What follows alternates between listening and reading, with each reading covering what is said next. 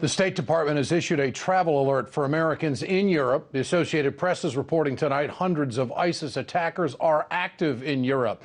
For more on that, let's turn to Jack Rice, former CIA officer, criminal defense attorney, and media analyst. Jack, good to have you with us tonight. With the intel that is now being presented and reported on that there are hundreds of ISIS attackers who are active in Europe, and it seems to be going to another phase. What's the biggest hurdle the intel community faces tonight?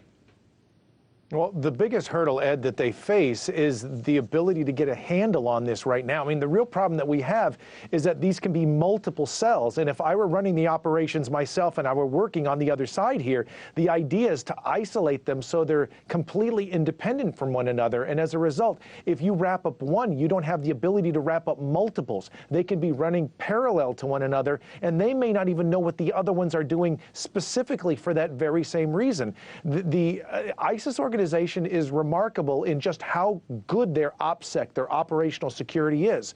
They're professional, they know what they're doing, they're well organized, they're good in forgery, they're really good in terms of what they're trying to accomplish, and it makes it very difficult for intelligence officials to keep up because the numbers are potentially so high. And sharing information with those who have got the same goals in mind. We seem to be behind the curve on that, or is that improving in the intel world? Oh, no, I think you're absolutely right. It's still difficult to share all that information because at the end of the day, you may have these great thoughts at very high levels, but the problem is this really needs to be known on the street. And to get that information all the way down and the intelligence at that level all the way back up is still a roadblock. And part of the problem, at least in Belgium, is they don't really have the resources available. Specifically, Belgium is unique, even when you compare it to France, the Netherlands, or even Germany. What they have is an enormous number of young men who have actually gone all the way to Syria, northern Iraq, been trained, fought, and then have come back home. And those numbers are huge. And then they disappear back into disparate communities. And the Belgians have had a very difficult time trying to connect, reconnect, reintegrate those people. And these are exactly the kinds of people who are recruited by ISIS. And Jack, how hard is it for clandestine operations to take place and infiltrate the force such as ISIS these days?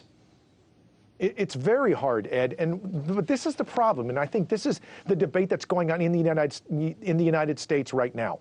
The real problem is some think that what we should be doing is going at this in an aggressive, almost military fashion. That's the last thing that we should be doing, and the reason is that if we can't find a way to pull these people in as part of a tapestry of a larger society, what you actually do is you drive them into the shadows, you drive them into the fringes, and you drive those very people that you need to bring into the open, you drive them directly into the hands of ISIS, and that's the last thing that we should be doing. All right, former CIA officer Jack Rice with us tonight. Thanks, Jack. Good to have you with us.